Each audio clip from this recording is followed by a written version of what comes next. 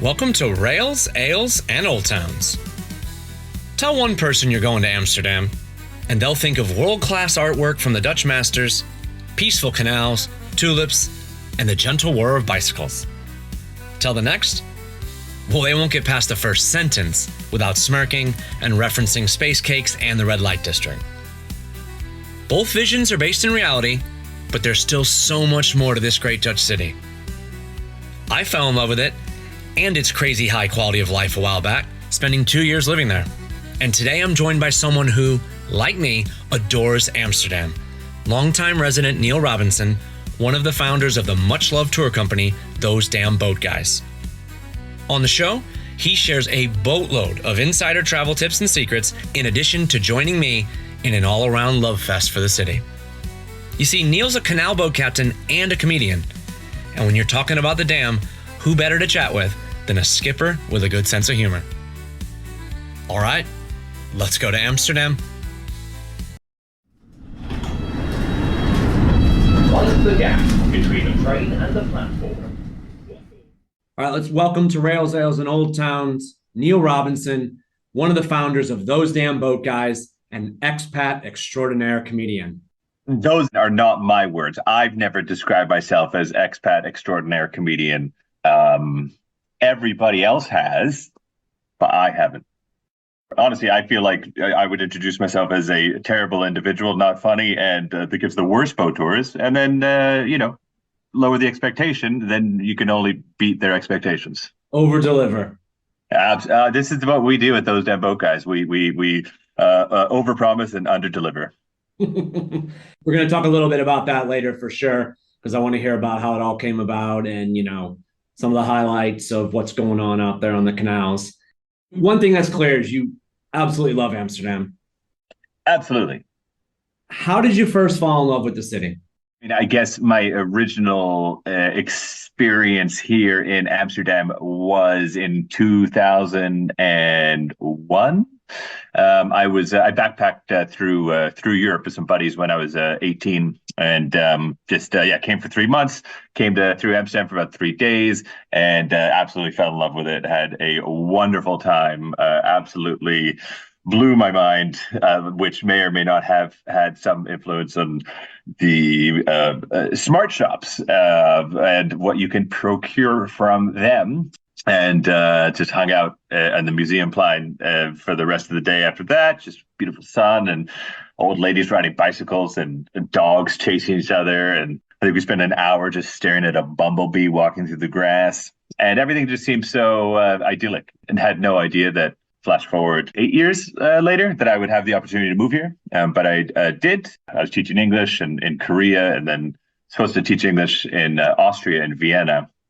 But I had a few months to kill before the contract started, so I was like, I'll just move to Amsterdam, get a fun job at a bar or a hostel or a coffee shop. And yeah, after I arrived, I got a job at Boom Chicago, this English improv comedy club, just on the streets in promotions, trying to get people in. And yeah, started doing some boat tours with another company, and made some good friends. But long story short, I still have not yet been to Vienna. I've had people from Vienna tell me that I made the right choice. So. We'll leave that up for debate. On this podcast, it hasn't been mentioned yet that I lived in Amsterdam for 2 years. For me, it was like my wife and I, we were doing that bit of that, digital nomad backpacker thing. And we arranged a house sit in Amsterdam, straight from the airport. We're on a tram. We were talking to someone on the tram, told them, oh yeah, we're going to be here all month long. And this woman looked at me. It was like something out of a movie, like as if she was a fortune teller or something. She said, you spend a month in Amsterdam, you're never going to want to leave. And I was like, yeah, right. We'll see about that. A couple of weeks later, just that quality of, I think you touched on it, just talking about being out at the museum line. Now, you might have had different factors that day, but just it's that quality of life that immediately struck me, just like, man, Amsterdam, it's chill and it's cool. And if you could be lucky enough to live here, it just seems so fun. Yeah, absolutely. It's, it by no means is it a perfect city, for sure. But it's as close to perfect as I've experienced. And I feel especially as a foreigner coming here, because Amsterdam and it's such a magical city as far as the architecture. It looks like a little village, and you're never going to meet a single Dutch person that will ever describe Amsterdam as a little village. But for foreigners, when they come here, it absolutely feels that way, and it's so walkable, and to not need a car. Is so great, and everything that you might want, from restaurants to entertainment to friends. It's a city is the most multicultural city in the world. So whatever you're into, you can always find other people who are into it as well. And it's big enough that there's always tons of stuff happening, whatever you might want, whatever you might be into, but small enough that you can still run into people, on the street and still have that sort of small town vibe. Wherever you're getting, it's, maybe 15 minutes, 20 minutes by bike at most. And it's just got everything that I want. And as far as coming to Amsterdam and ending up staying much longer than you expect, that is almost literally every single expat's experience, as well as after maybe 2 or 3 years leaving, because you never really intended to live here the rest of your life. And then once you're gone, you're like, it was pretty good back there. Like, okay, let's go back to Amsterdam. Happens every time. Amsterdam is so funny because it's so misunderstood. You say the word Amsterdam to anyone outside of the Netherlands or Europe even, and you immediately get flooded with just all these visions of what they think. And, we can go through all the jokes about, the coffee shops and the weed and all that. But red light district. But, it's like somehow because of all that, it puts up like a barrier that not many people get through that. But once you're through that, you're like, actually, this is kind of under the radar because people don't get through that first barrier so often. Yeah, absolutely. For sure. But it's just got something for everybody, it's paradise for me. Obviously we know about the Canal Belt. This is the Amsterdam of your dreams. And a lot of the main sites are right in and off that. For the people who want to go past that last canal, Prinsengracht, and venture out a little bit further, north, south, east, west, what are some of your neighborhoods that you would say it's worth going past there to hang out in a little bit? Yeah, sure. Amsterdam Nord is it. I'd say it's up and coming, but it's up and here. For the last 20 plus years, people have been saying it's up and coming, and you still have some really cool bars that are in like little industrial areas that you wouldn't just get to as a tourist just walking through. It's super accessible. You could just take a free ferry behind Central Station. There's a few different destinations. One, you could go to what's called Buikslotermeer, which is just a 1-minute ferry right across the big body of water behind Central Station.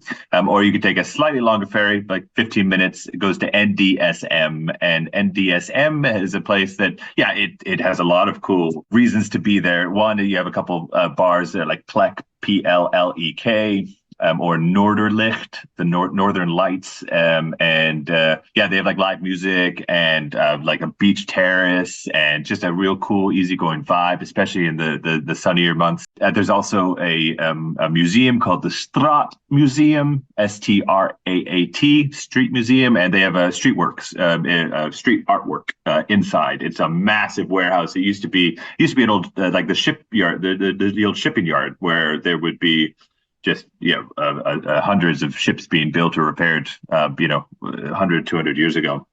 Also, every month in that same area, they have the largest flea market in Europe. It's called IJhallen, IJhallen. It's one weekend a month. Can't remember exactly which weekend it is, but also well worth a visit. So that whole area around NDSM is absolutely a recommended neighborhood to visit while you're in town, because it's cool for locals, it's cool for tourists. It's different. It's kind of a little rough and a little edgy, and it's got everything you need. Well, yeah, and free ferry. Yeah, and the free ferry, for sure. It's funny, for the free ferry, the novelty quickly wears off as locals. You don't really appreciate it as much as I think we should. I'm from Vancouver. There's a ferry that goes from North Vancouver, where I'm originally from, and Vancouver downtown. It's called the Sea Bus, and it costs like, I don't know, $5-6 each time you cross. Whereas these, it's just just jump on. You don't need a ticket. They come every like 5-10 minutes. It's dead easy. And yeah, I think it's kind of a part of the transportation infrastructure that Amsterdammers might take for granted. I think that's a big point to tell people. Like, you come walking out of Central Station, most of the time you're just going to be focused right ahead, and you go that way, turn around and look back, and there's actually a whole other section of Amsterdam behind that. And once again, free ferry.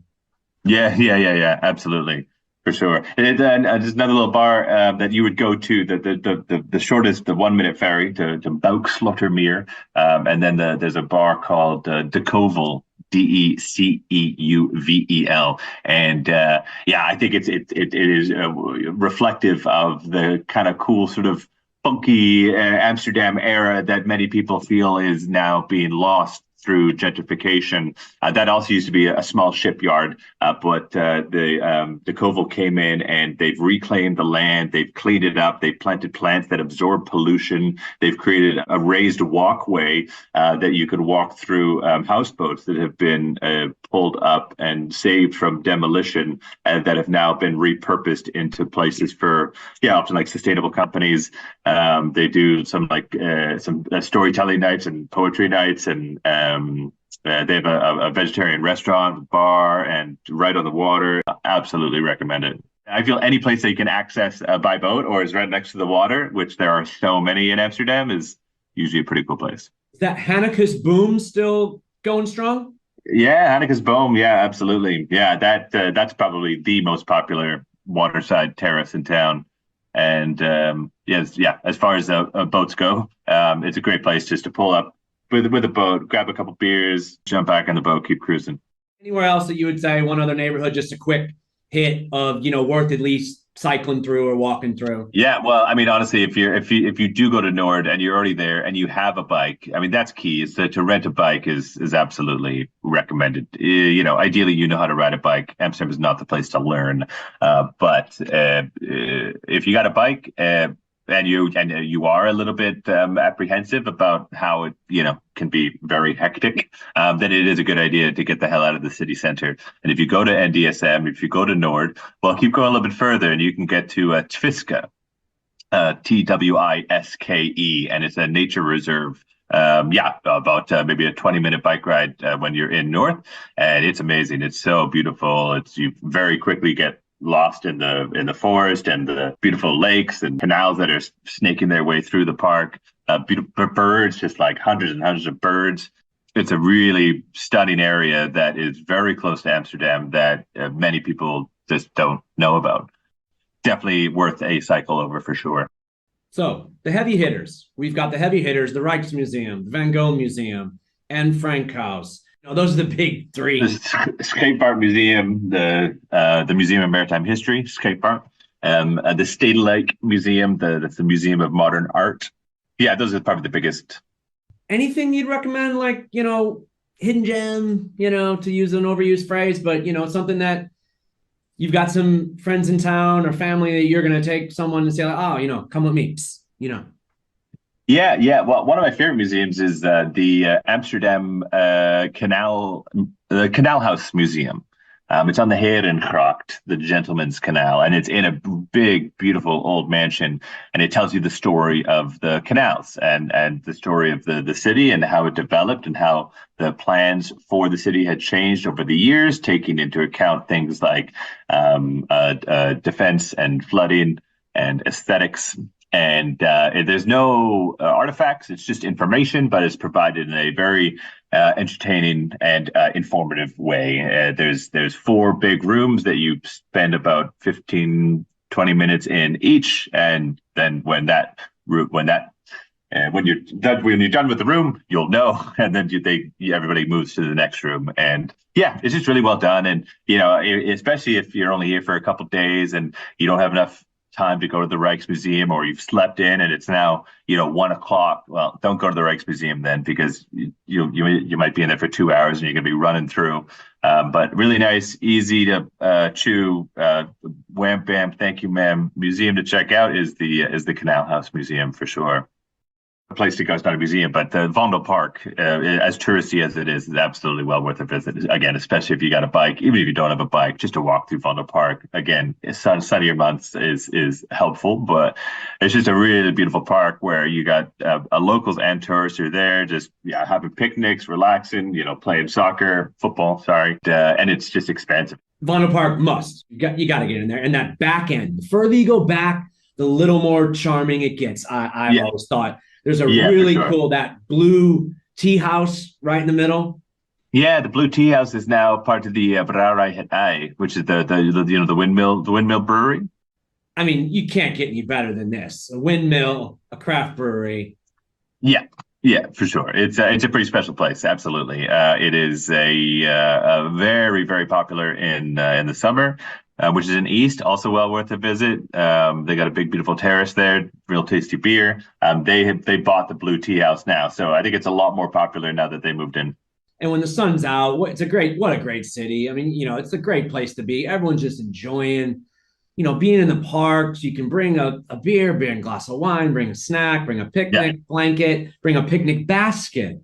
But it's not always great weather there. So what about like some of these old school brown cafes? So I've got a soft spot in my heart for them. The equivalent of the dive bar mixed with a British pub. Any favorites? Absolutely. I feel like the brown cafes. I usually describe them as the Dutch equivalent of a British pub. Candle lit. Nice beers, cozy inside, often made of wood.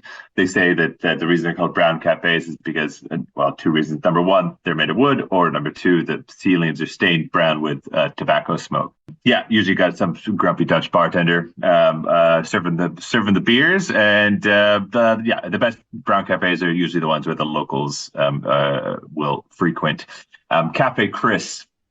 It's in the Jordaan district, which is beautiful neighborhood. It used to be an old working class neighborhood. It's in the city center, so it's basically in the main area that the majority of tourists will visit. And the Jordaan district has some smaller canals, and smaller streets, and smaller houses, and smaller cafes, restaurants. It's all real cozy. It's a highly sought after neighborhood to live in, which is again par for the course for what used to be the poorest neighborhood of Amsterdam is now one of the wealthiest. And Cafe Chris is in the heart of the Jordaan district, which is right on the corner. That is I think it's from like the mid 1600s, so it's like 400 years old. And as soon as you walk in, it feels like you're walking into history. It feels like it looks exactly the same now as it did 400 years ago, and there's something really special about that. But Cafe Chris is absolutely top of my list. You have another one in the red light district. The address is Zeedijk 1, Zeedijk 1, and it's very close to Central Station, just before the red light district, and it's called In Het Apje. In Het Apje. It's in the Monkey, and when you go inside, there's just hundreds or thousands of images or statues or drawings or paintings of monkeys everywhere. And it was the place where historically sailors would come. If they didn't have money to pay their bar bill, then they could pay their bill with a monkey. Yeah, pretty wild. All right, but cool. that absolutely again has that authentic feel, and that's in the second oldest wooden building in the city.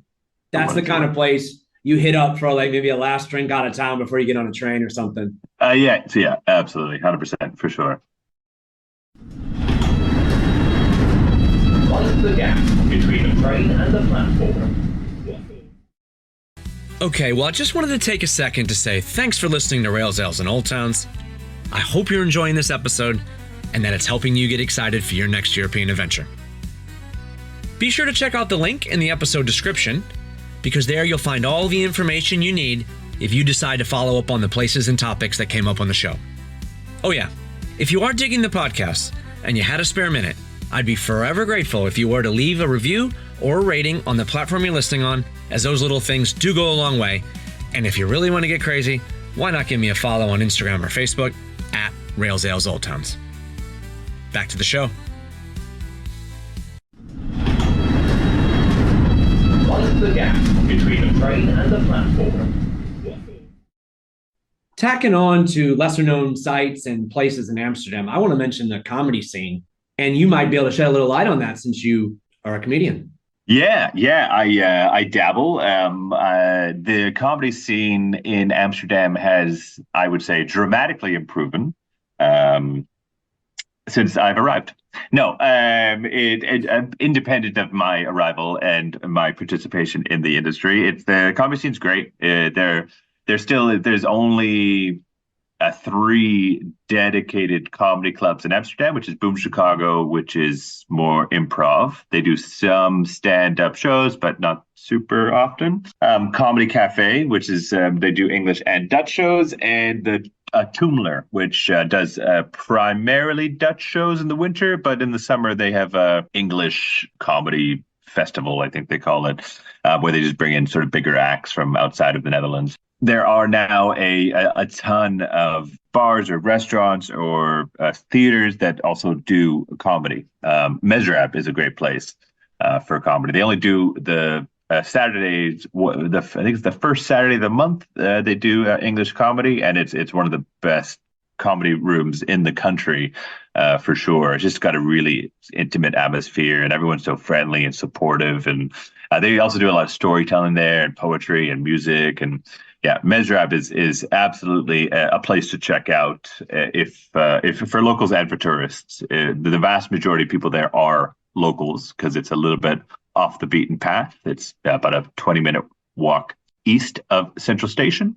Yeah, the comedy scene's blown up. I first started doing comedy when I arrived here in 2008, and there were maybe one or two English shows per month, and the majority of my shows were for Dutch crowds with Dutch comedians. I would do it in English, but the Dutch have such a wonderful grasp of the English language that they could be able to enjoy and understand at least an English-speaking comedy show.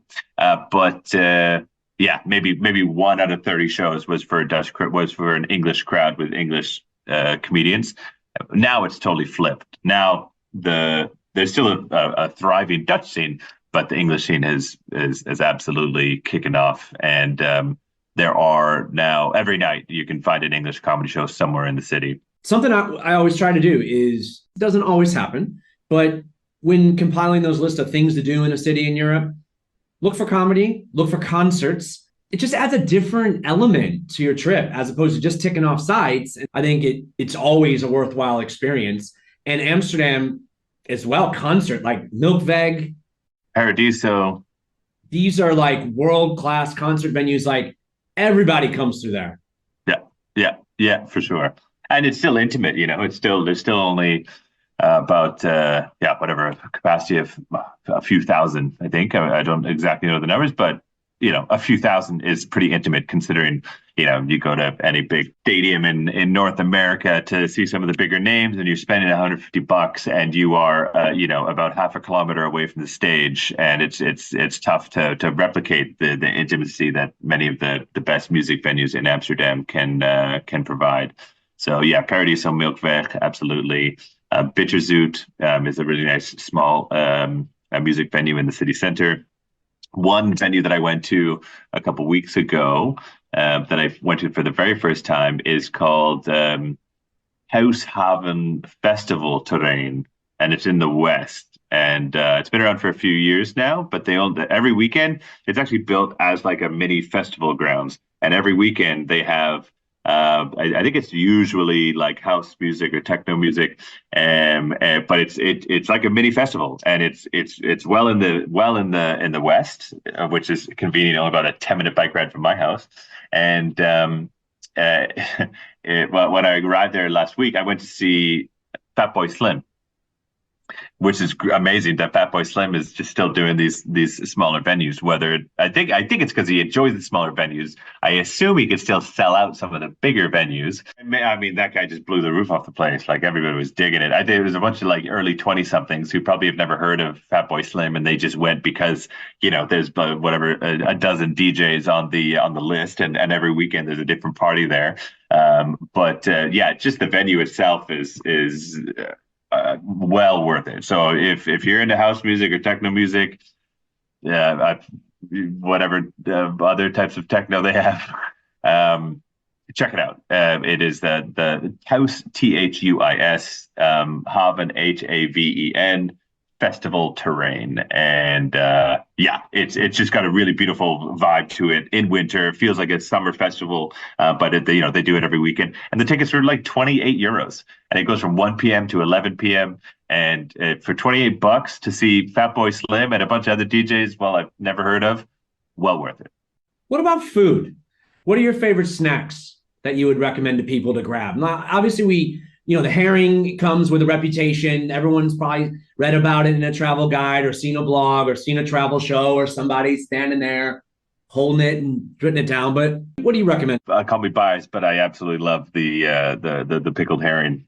I eat it all the time, probably at least a few times a week. Usually in a bun, unless it's in a like a hot dog bun with pickles and onions. Big fan of that. Of course, just stroopwafels. I definitely recommend visiting some of the markets, Waterlooplein or Albert Cuyp, Cuyp. And that's about a 10-minute walk away from the Museumplein. But if you go to Albert Cuyp, then there's a couple different places that sell fresh stroopwafels, which is just a wafer with caramel and another wafer on top squeezed together. And it's a cool market just to visit. Period. It's good for locals. It's good for tourists. And the stroopwafels are absolutely to die for. There was some controversy recently where there's some store in the city center. I think there's a lot of these sort of TikTok shops that are opening up. One sells fries, another sells just literally just a single type of cookie, which is actually amazing.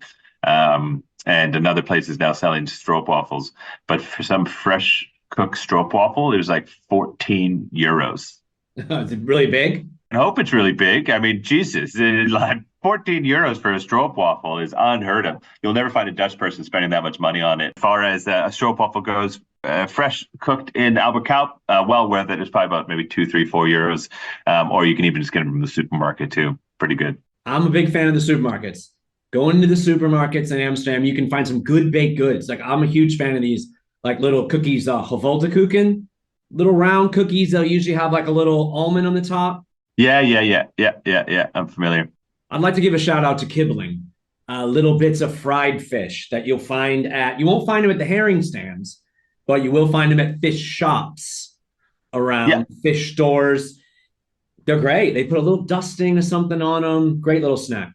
Yeah, for sure. With some knoflook, the garlic sauce. Yeah, I do also thoroughly enjoy me a good portion of kibbeling. So your advice would be, do not get sucked into thinking that herring is some cliche. It is legit. It's great. I enjoy it myself, so I'm agreeing with you. Yeah, absolutely. Again, it's not for everybody. You call it the Dutch sushi. Some people, you either love it or you hate it. But nice slimy fatty fish for lunch is good for the body and mind. Do you think it's worth being in Amsterdam on King's Day, or would you say to step away? Absolutely, yes. Well worth a visit. Yeah, King's Day is if you don't know, it's anybody who doesn't know who's listening, it is a celebration of the royal family. Happens on the King's birthday, which is April 27th. It's a celebration of the royal family. In reality, it's just one massive orange orgy of a street party, unlike anything anybody's ever seen before. There's free concerts and kids have playing music and games, sometimes like gambling games that people have set up. Chucking pies at people's faces or having little fish races and betting money on them or, throwing darts at balloons with cash inside. It's amazing. And it's just got a really cool vibe. The city is just pumping. The whole country is pumping, mostly in the north. I realized in the south, they slightly more Catholic. The north of the Netherlands is slightly more Protestant. So they're big on like Carnival down south, whereas up north, I guess they're bigger fans of, Koningsdag. King's Day. But I would say absolutely make the visit and don't have too much of a plan. Just walk around, enjoy it, soak up the atmosphere. Maybe get a spot close to the Prinsengracht Canal, which is the most popular canal with the sort of parade route, and just enjoy it. You think maybe roll in the day before and give yourself a couple days after at least, probably. Yeah, for sure. Absolutely. Yeah. If you're gonna come during King's Day, you definitely give yourself a couple days before and a couple days after. and forgive the city for looking like a mess after. They usually clean it up pretty quick, but there is some residual garbage that lasts. Walk us through like your favorite varieties of tulips, and in fact, give us a bit of a breakdown of Keukenhof's display this year. Yeah, my favorite variety of tulip is probably tulip. I don't know. I don't know any variety. I'm sure there are definitely varieties of tulips. What their name is, I have no clue. I can look at the tulip and be like, that is beautiful, or that is less beautiful. As far as Keukenhof goes, which is it's the one of the most famous gardens I think in the world, definitely the most famous in the Netherlands. It's only open from mid-March till mid-May. It's about a 20-minute train ride south of Amsterdam, or you can take a chartered van or bus. They got a ton of those going down there, but it's pretty spectacular. Yeah, I think every year it gets like a couple million visitors within a 3 month period. And yeah, I was shocked to hear how many people come to the Netherlands just to visit the Keukenhof. It is more well known than I ever knew, and I think that the key is to get there early, because once 11, 12 o'clock rolls around, there's just thousands and thousands of people there who you're battling with to get photos. The best time to go is probably, I would say, end of March, beginning of April, for about the month. So anytime in the month of April is amazing as far as the tulips being in full bloom. They also layer the soil with a variety of tulips and the duration of which they will come out, and which means they plan for once the tulips in some parts of the garden have bloomed and are no longer blooming, the next ones will come out that at a different sort of timeline. So no matter when you go, I guess unless you're going the first week or the last week, you're gonna be treated to a pretty spectacular display of flowers for sure. Those damn boat guys. Let's talk about it. If we come to Amsterdam, obviously we're getting out on the canals. You're taking the canal tour. You have to. Yeah. The best way to see the city for sure is by the canals. Whether or not it's with us or another company, you gotta get on the canals. It's a different perspective that you are able to appreciate this city when you're cruising. Completely different than on foot or by bike. But of course, the majority of tourists who get on the canals go on the large boats that fit in 40 or 50 people. You're stuck behind glass. It's a pre-recorded tour guide message in like 25 different languages, and it is awful.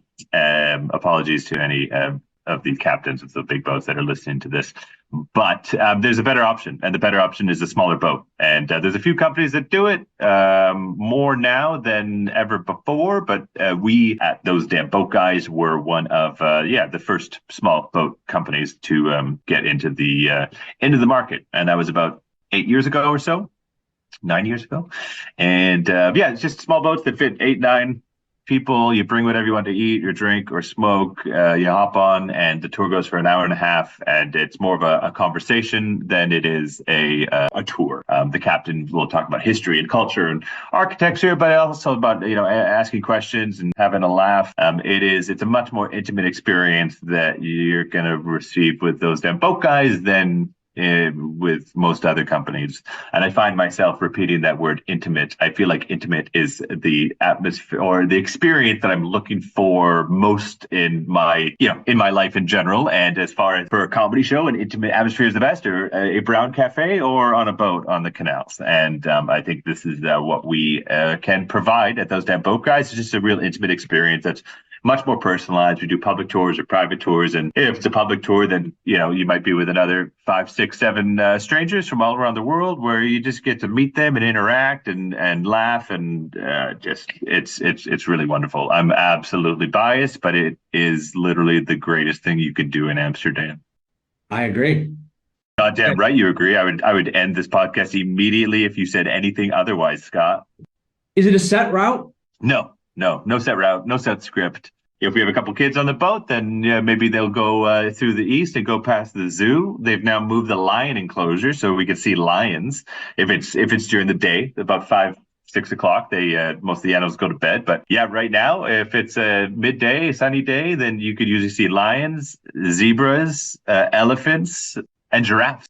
All of their enclosures are right on the water. Or maybe if it's a busy Saturday and the canals are packed, you just head to the west. You go through Princeton Island, which is a real quiet, very peaceful little neighborhood. You can, go down the Amstel if you're a little bit of a longer tour, just sort of get off the beaten path. Again, they're smaller boats, so you can go down the smaller canals and just experience the parts of the city that you're never going to experience with the larger boats. And again, with no set script and no set route, it just means we can tailor the tour to exactly what we think the passengers like, or at the very least what the captain likes, because the captain usually knows best, and the captain is usually believed when he says, I'm going to take you on the best route that I know. So what are some things that you like pointing out to people?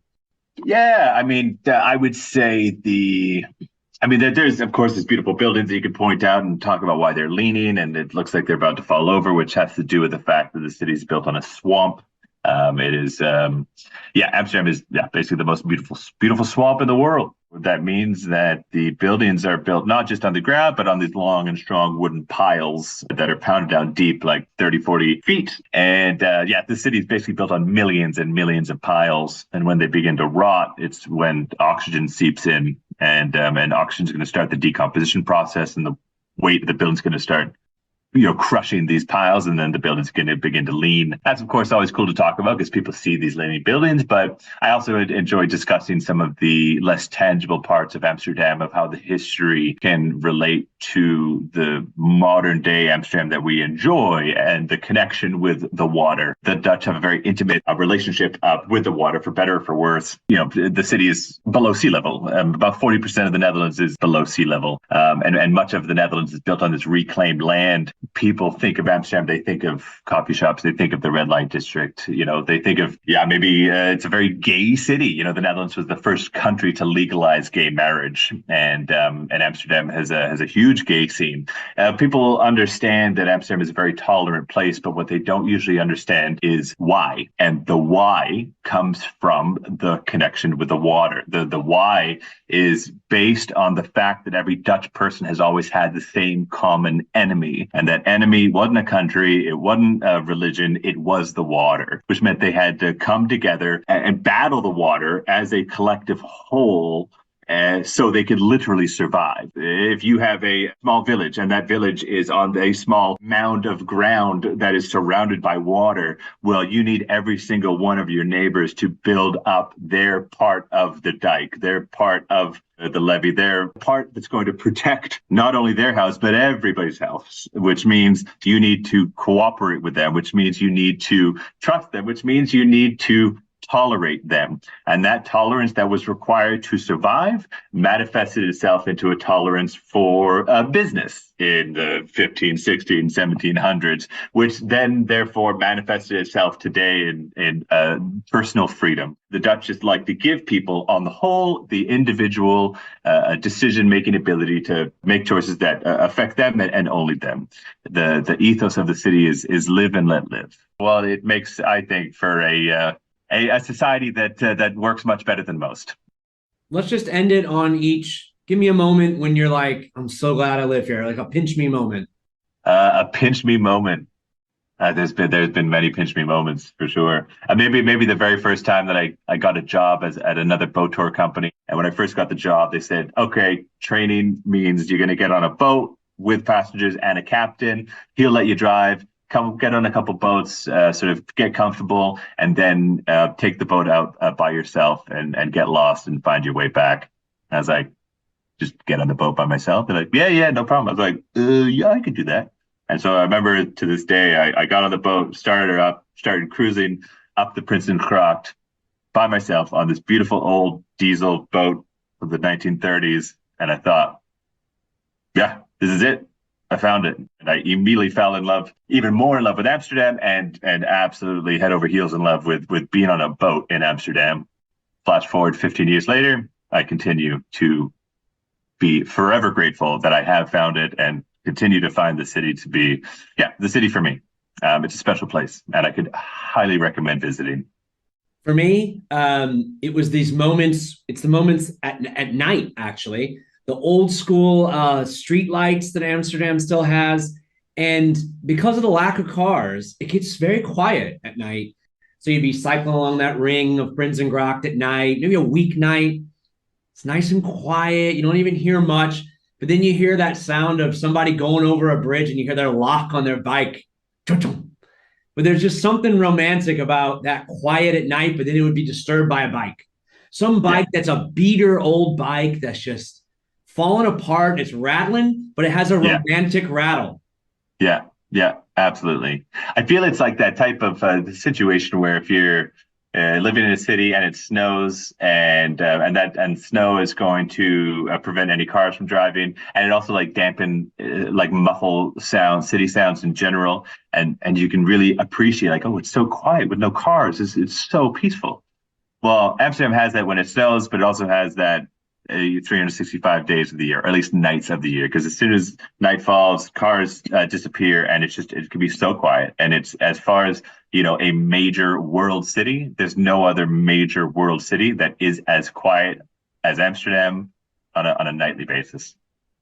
All right, Neil, that's a great way to end it. Really appreciate you taking the time to talk to me today, and you're going to see me on one of your boats here soon. Yeah. Hey, cool, man. Absolutely. I do a sketch comedy series called Survival Guide to the Dutch. We don't release enough videos, but we've released about 10 or so. But yeah, check it out. It's a few good tips, whether it comes to bike pass or the weather or food. Survival Guide to the Dutch. Check it out. I can vouch. There's some great information on there. Thanks, man. Appreciate that.